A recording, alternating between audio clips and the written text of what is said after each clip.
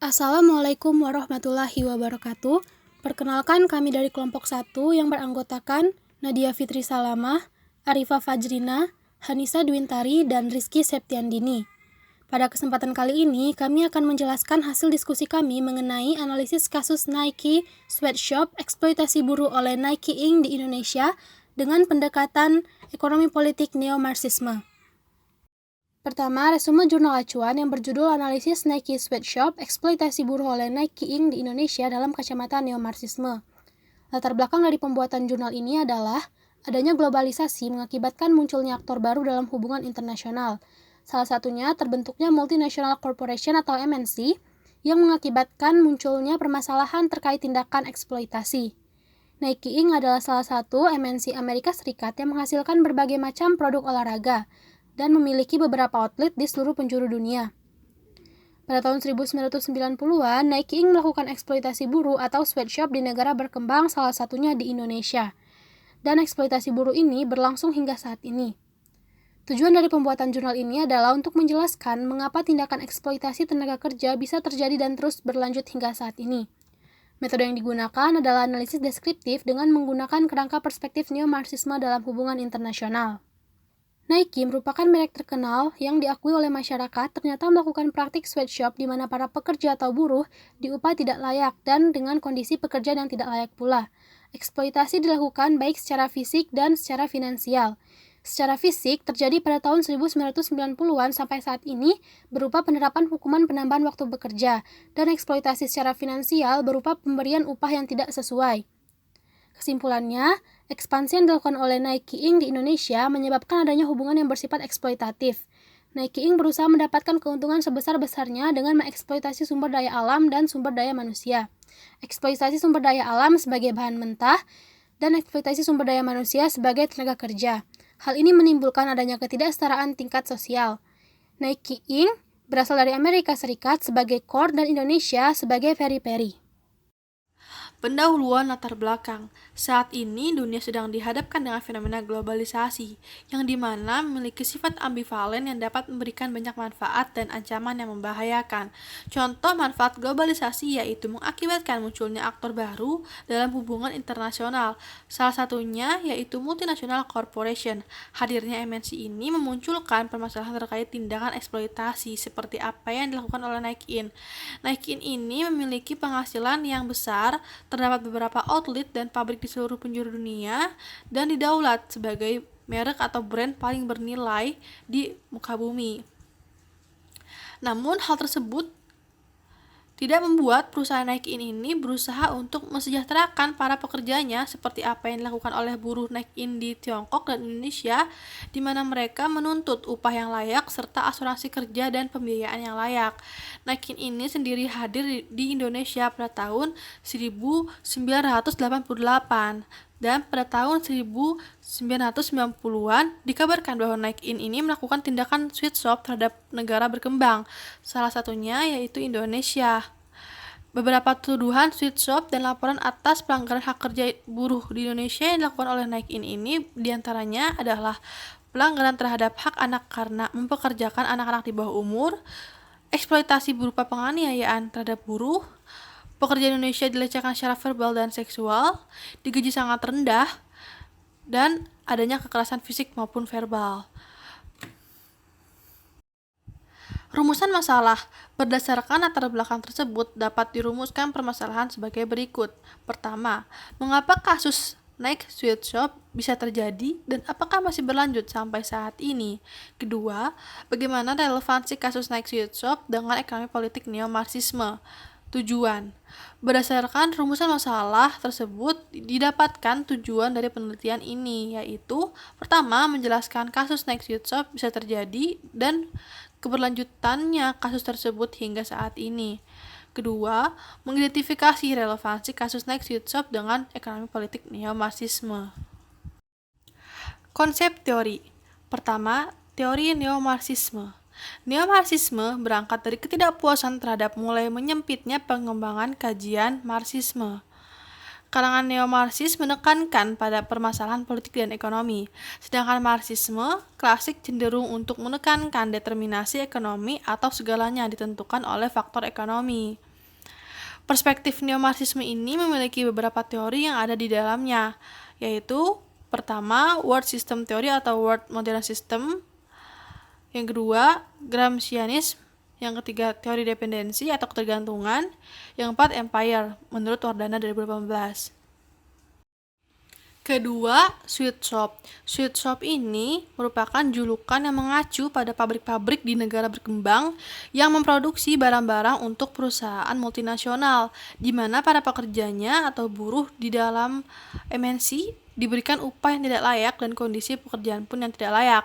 Bahkan upah minimum yang diberikan ini tidak cukup untuk mempertahankan kehidupan orang mereka dengan satu pekerjaan saja. Sweet shop ini juga merupakan kondisi kerja yang melanggar HAM dan kebijakan publik karena pekerjanya diperas habis-habisan. Oleh karena itu, sweet shop juga erat kaitannya dengan human trafficking. Selanjutnya, ekspansi Nike Inc. dan munculnya eksploitasi buruh di kawasan Indonesia. Nike Inc. merupakan perusahaan multinasional milik Amerika Serikat yang telah berhasil memperlebar sayapnya di lebih dari 100 negara, di antaranya di wilayah Amerika Serikat, Eropa, Asia Pasifik, dan juga Amerika Latin. Namun pada akhir tahun 1980, Nike memutuskan untuk memindahkan kegiatan produksi di kawasan Asia Tenggara, yaitu salah satunya di wilayah Indonesia.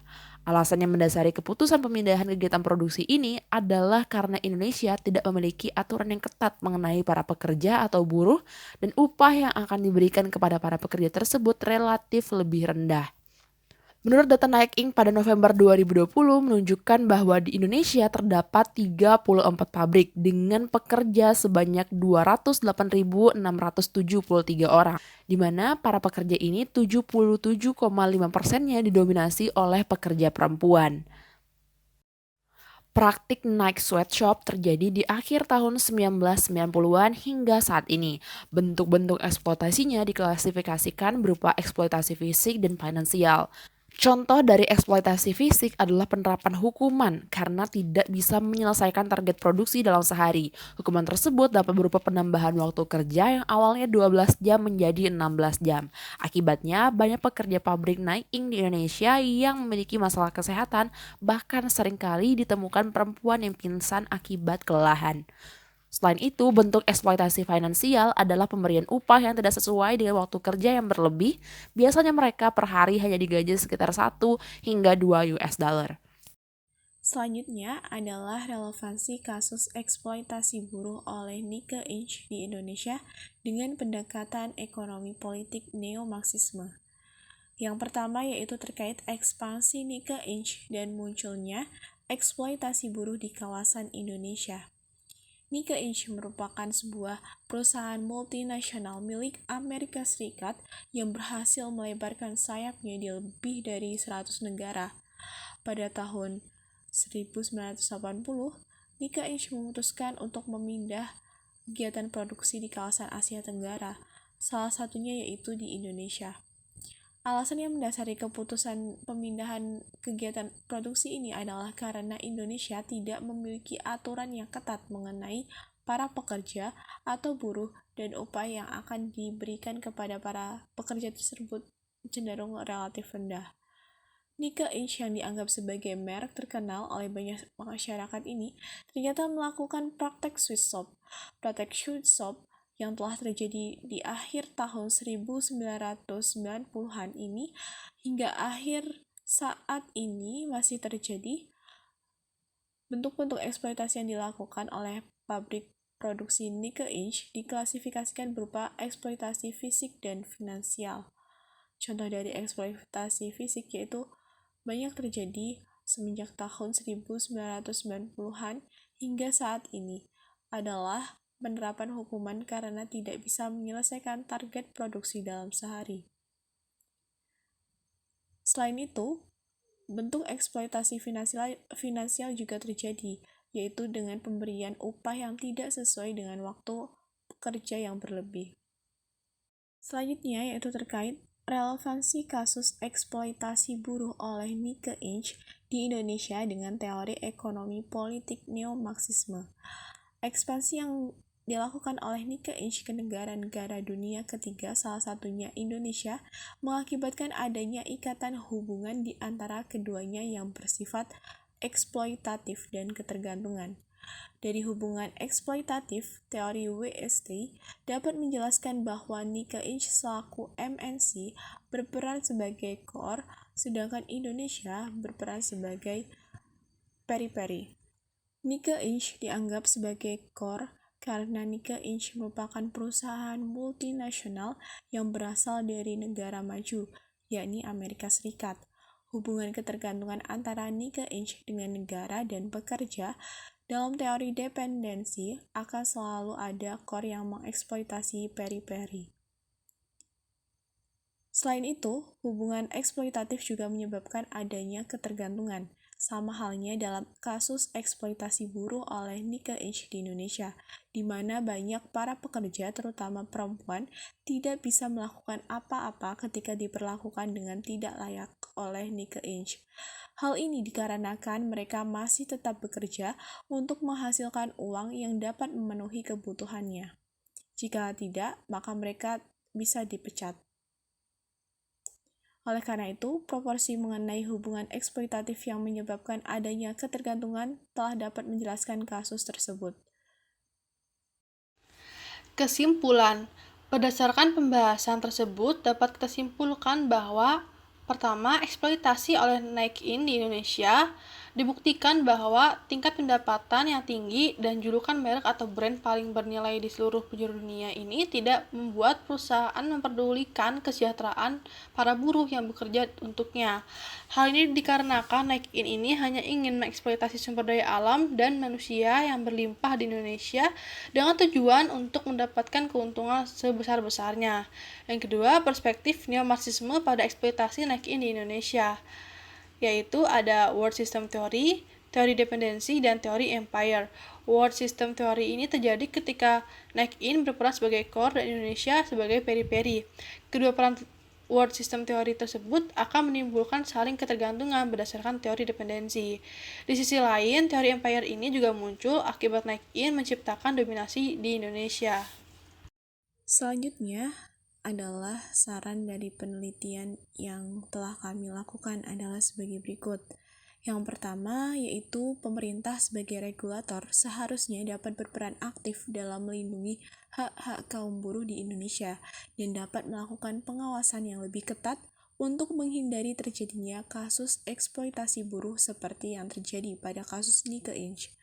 Yang kedua yaitu bagi masyarakat, penelitian ini diharapkan dapat memberikan informasi mengenai kasus eksploitasi buruh di Nikke Inc. Dan yang ketiga, bagi peneliti selanjutnya, penelitian ini diharapkan dapat menjadi sumber referensi dalam melakukan penelitian selanjutnya yang lebih mendalam baik pada kasus Nikke Inc. ataupun kasus eksploitasi buruh yang terjadi pada industri lain di Indonesia. Baiklah, itulah tadi hasil diskusi kami mengenai analisis kasus Nike Sweatshop, eksploitasi buruh oleh Nike Inc. di Indonesia dengan pendekatan ekonomi politik neomarxisme. Wabillahi taufiq walhidayah, wassalamualaikum warahmatullahi wabarakatuh.